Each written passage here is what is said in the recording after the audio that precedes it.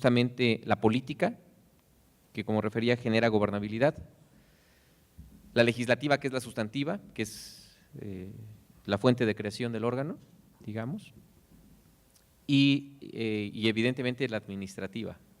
Y la administrativa pues va desde la autorización de nuestro presupuesto hasta la asignación de las unidades administrativas, hasta la designación de sus titulares, hasta incluso la verificación o cambio administrativo de la parte sustantiva en comisiones y comités, integración de estos, rendición de cuentas, se convierte en el mecanismo colegiado de control administrativo del Poder Legislativo. Sin duda debemos transitar hacia una reforma administrativa, porque dentro de la investigación se advierte un tema que es fundamental. Por ejemplo, las leyes locales en muchos aspectos no hablan del ámbito legislativo. Pongo como ejemplo la Ley de Procedimiento Administrativo del Distrito Federal.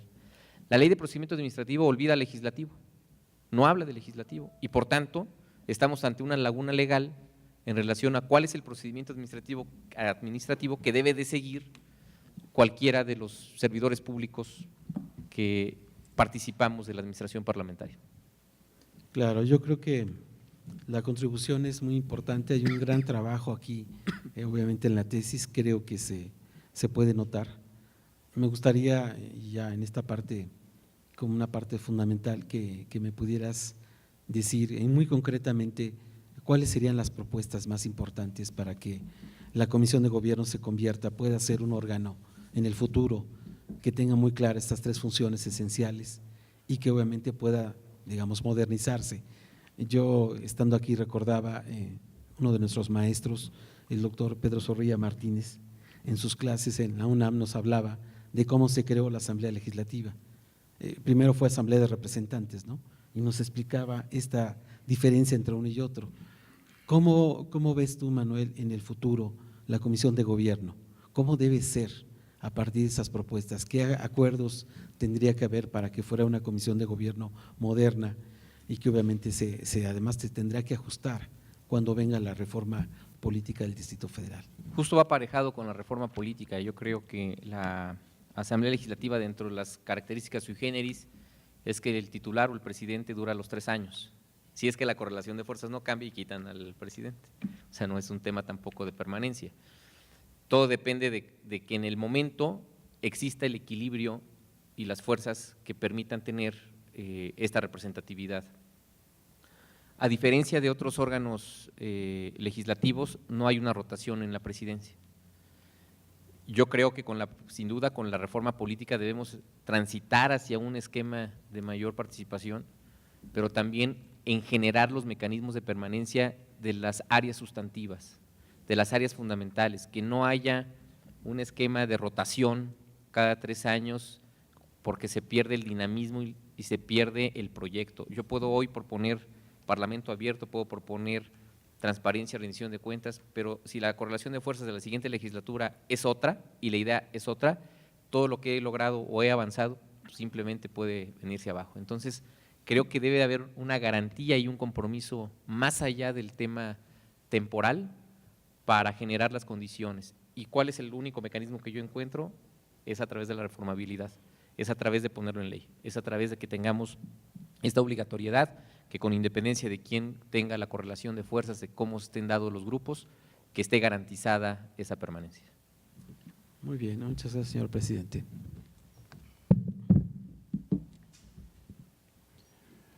Muchas gracias, doctor Sánchez González.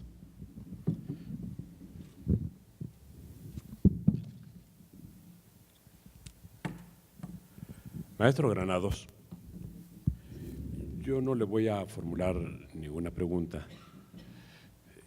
Ha habido ya, y a todos los presentes consta, una muy importante serie de intercambios de puntos de vista y de planteamientos muy concretos por parte de 3 distinguidos profesores de esta institución, 3 reconocidos expertos en la materia en el país, al lado de quienes me es altamente satisfactorio poder participar en este examen doctoral con relación a un estudio muy original que usted presenta. Dije que no voy a hacer una pregunta, voy a hacer solo algunas reflexiones de carácter general inspiradas por su trabajo, y si usted al final desea hacer algún comentario, será bienvenido. Lo primero que quiero subrayar es que estoy habituado a leer muchos estudios referidos a órganos legislativos, pero desde una perspectiva que tiene más que ver con la naturaleza del sistema representativo, eventualmente con la estructura del sistema político y muchas veces con relación al sistema de partidos. Este es un estudio que, hasta donde mi conocimiento llega, está planteando una nueva vertiente de análisis por lo que respecta a un órgano legiferante. Usted ha abordado las características de organización y de funcionamiento administrativo de un órgano de particular relevancia en la vida legislativa del país, que es la Asamblea Legislativa del Distrito Federal. A mí me da mucho gusto, además, que un estudio de estas características se haya hecho en esta institución, el Instituto Nacional de Administración Pública, que cuenta con maestrías, ahora también con doctorado, que se caracteriza por estar a la vanguardia en el estudio de la administración, y así lo muestra un amplio catálogo, un amplio fondo editorial, y así lo muestra una gran trayectoria que se ha singularizado por la presencia de grandes personajes de la vida administrativa mexicana, como presidentes del INAP, y de ello da prueba nuestro nuevo presidente. Este instituto, repito, tiene como objetivo fundamental, por un lado, preparar a los cuadros de la administración en todos sus niveles, estatal, federal, municipal, por supuesto, pero por otro, también abrir nuevos campos al estudio y a la investigación. Y a ello contribuyen los distinguidos maestros como los que están en esta mesa y, por supuesto, los doctorandos que plantean temas originales como es el de usted.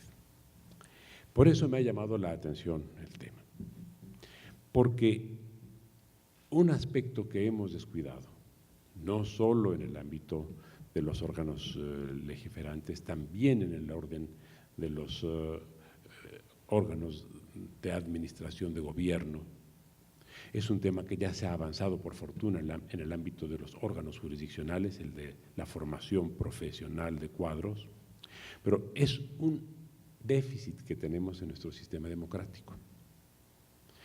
Se subrayó en varias de las intervenciones, prácticamente en las tres, la necesidad de contar con un servicio civil, así lo señaló de manera muy precisa el doctor Moreno, y así lo tocaron y lo refirieron y lo abordaron en las intervenciones sucesivas el doctor Díaz Casillas, el doctor Sánchez González, por lo menos lo implicaron en sus participaciones. Tenemos la circunstancia de que ese tema, el del servicio civil y en general el de la administración, no lo hemos vinculado lo suficientemente, en el orden suficiente con el funcionamiento de las instituciones democráticas, y van de la mano. En buena medida, y usted lo manifestó hace un momento con relación a una pregunta o a un comentario hecho por el doctor Díaz Casillas, el problema de la evaluación y de la percepción que se tiene del funcionamiento de la administración en todos sus aspectos, porque ya las distinciones académicas forman parte de la especialización, pero el gobernado o el administrado ve a bulto lo que es la administración y advierte sus ventajas y sus desventajas. Nos encontramos con que hay rezagos importantes en nuestro país con relación a este tipo de estudios. Yo celebro que usted lo haga con relación a la Asamblea y espero que se multiplique con relación a los congresos locales y, por supuesto, al propio Congreso de la Unión. El horizonte de un estudio como el de usted tiene la ventaja de contar con que usted viene ya con una trayectoria académica relevante, tanto por sus estudios profesionales cuanto por sus estudios de maestría y de especialidad, y por otra parte porque se da en usted también la circunstancia de un amplio ejercicio de carácter administrativo, profesional y político. De manera que todo esto queda proyectado en los resultados que usted nos ofrece como tesis doctoral. Ahora bien, en el orden de las reflexiones, vuelvo al tema que mencioné hace un momento y que fue muy enfáticamente subrayado por el doctor Moreno, del servicio profesional de carrera. Cuando advertimos cómo transitan los sistemas, el doctor Moreno hacía referencia al tránsito de las monarquías absolutas a las monarquías constitucionales o parlamentarias, pero cuando advertimos en general los procesos de tránsito o cuando advertimos en general las vicisitudes del Estado democrático, encontramos que un elemento fundamental es el aparato administrativo. Por ejemplo, el caso de Italia. La gobernabilidad de una república como la italiana ha dependido en muy buena medida de contar con un establecimiento administrativo que le da solidez al aparato de gobierno y que permite que el promedio de duración de un gobierno en Italia esté en los 11 meses. Esto se interrumpió con el largo periodo de ejercicio de Berlusconi, pero hasta entonces la media había sido de 11 meses, la duración de cada gobierno. Y sin embargo el país fluía y la economía italiana está entre las 10 más importantes del planeta. La administración tenía mucho que ver en eso y una ventaja adicional no es solo la gobernabilidad, sino que permite que el ejercicio democrático de elección y en su caso remoción de los titulares del poder político se dé también con toda libertad para los gobernados. De suerte que una buena administración significa una buena garantía política para los gobernados. El caso británico es también un caso emblemático. Recuerdo un episodio relativamente reciente, de hace apenas 3 años, en el que refirió el primer ministro saliente, Gordon Brown. Se dio un periodo de incertidumbre entre el momento en el que se produjo la elección y en el que se produjo el reconocimiento de la derrota de su partido y de la terminación del gobierno laborista. Cuando el primer ministro, todavía en funciones, quiso convocar una rueda de prensa dentro de la casa de residencia del primer ministro, el secretario general del gobierno británico se lo prohibió y le dijo: no, primer ministro, usted tiene que dar su conferencia en la calle o en un parque o en su partido, pero no en esta residencia, porque usted en este momento es solo un primer ministro en funciones. Bueno, cuando hay un aparato administrativo que permite que un funcionario de carrera le diga a un primer ministro: usted puede ocupar esta casa para trabajar, pero no para hacer política, y para hacer política usted tiene que salir a la calle, nos encontramos con una democracia robusta, con una democracia sólida. Ahora, en algún momento usted señaló, y me parece que con mucha precisión, me adelanto ya un criterio con relación a lo que luego debatiremos los integrantes de la mesa, que uno de los problemas es que se tiene en cuanto a la administración local, en el caso de la Asamblea, es la duración limitada en cuanto a las responsabilidades inherentes a la vida política y administrativa. Bien, Esto parece que se resolverá a partir del momento en el que se apliquen en sus términos las posibilidades de reelección de los representantes locales y federales. Y que vamos hacia una nueva forma de organización y de funcionamiento político. Pero esto deberá también traducirse en un nuevo enfoque de naturaleza administrativa. Usted su trabajo lo termina hasta 2013, año en el cual además todavía no se había aprobado la reforma que lleva a la reelección. Por lo mismo, no está contemplada esta nueva modificación en la estructura de su trabajo. Y es por lo que a mí me interesará conocer, a partir de este profundo análisis que usted ha hecho de la trayectoria de la Asamblea del 97 al 13, cuáles son las previsiones y cuáles son los posibles efectos o el impacto, digamos, no necesariamente el que se vaya a dar, pero sí el que se puede prever, que tendrá la reelección. En algún momento usted señaló la necesidad de profesionalizar a los propios legisladores.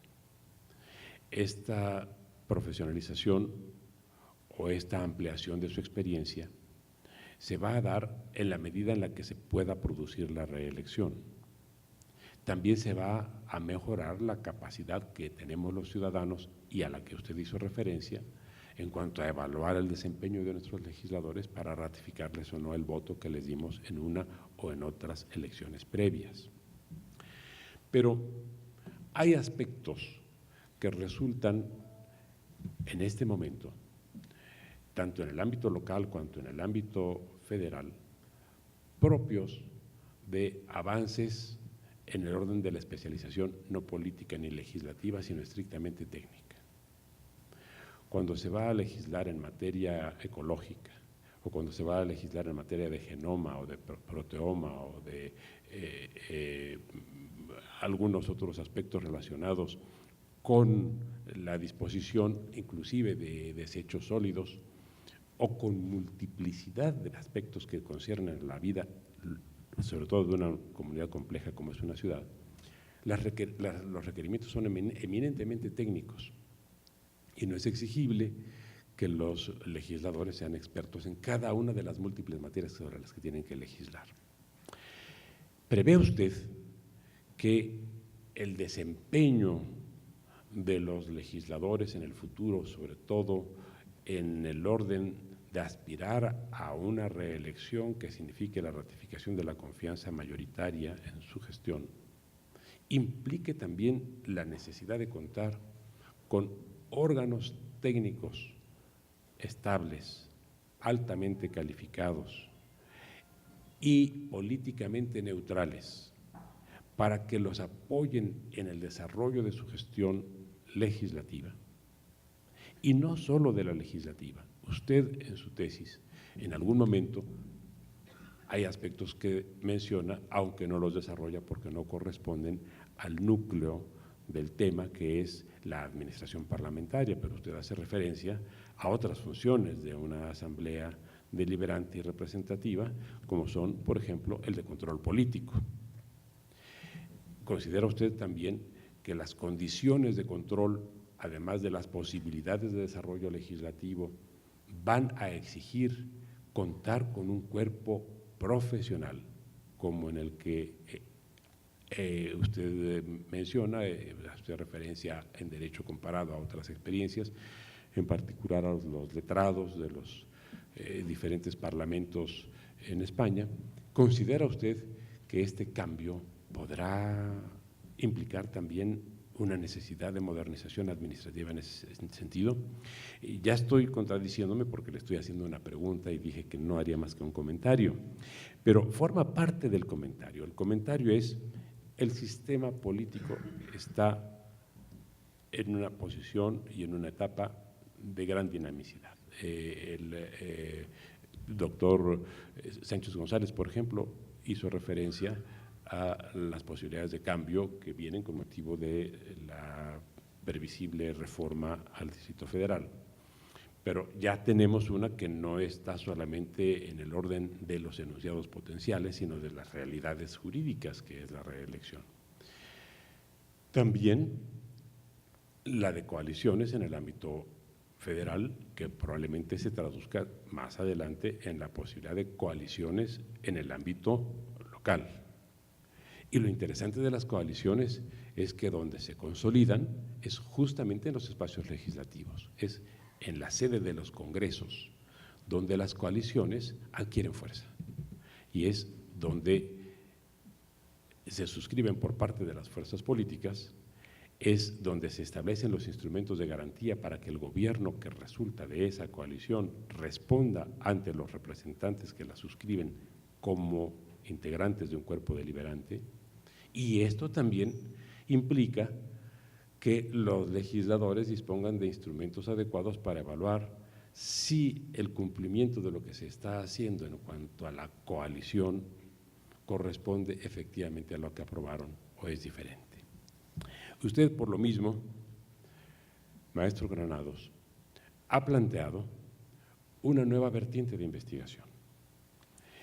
Es un nuevo elemento de estudio el que tendremos que abordar y que como constitucionalista aplaudo, porque, y con esto voy a concluir para dejar a usted el uso de la palabra, porque hemos marchado por vías separadas, los administrativistas y los constitucionalistas. Una de las características de esta institución es que nos ha brindado la oportunidad a quienes trabajan derecho administrativo y a quienes trabajamos derecho constitucional de comenzar a producir resultados académicos y resultados profesionales de manera conjunta. Es una nueva aportación que el INAP viene haciendo ahora y de la cual un estudio como el que usted hace es un buen ejemplo. Yo lo felicito por el trabajo que ha llevado a cabo y le dejo el uso de la palabra si tiene usted a bien hacer algún comentario a lo que yo a mi vez le he dicho. Muchas gracias. Gracias, doctor. La evaluación ciudadana que sin duda será el parteaguas en relación a los mecanismos de gestión, al aprovechamiento, a la productividad, sin duda se llama reelección. ¿Se llama? Se llama reelección. Ese es el mecanismo de evaluación más claro, más puntual que tiene la ciudadanía. Si los indicadores de desempeño de un servidor público, en este caso de los diputados y diputadas, están en la ruta de cumplimiento de las demandas ciudadanas, en el cumplimiento de la creación de leyes, en el cumplimiento también de una labor puntual, incluso hasta de asistencia, creo que esta evaluación no puede ser más que la única que genere esta comunicación directa entre el gobernante, entre los gobernados, entre los representantes populares y la propia ciudadanía. Será un ejercicio ejemplar también para esta legislatura, dejar las bases normativas que impulsen esta nueva organización estructural del ámbito electoral nacional y local. Esta asamblea tiene también que dejar las bases en relación a algo que se genera y que usted menciona en el ámbito de la participación política por los partidos que son las coaliciones, candidaturas comunes, pero que reflejado ya en la actividad de la administración parlamentaria se da la coalición parlamentaria, en los hechos, no todavía en un esquema, digamos, normativo, pero en los hechos hay esta estructura de acuerdo y de consenso entre las fuerzas políticas para impulsar una agenda legislativa, por ejemplo.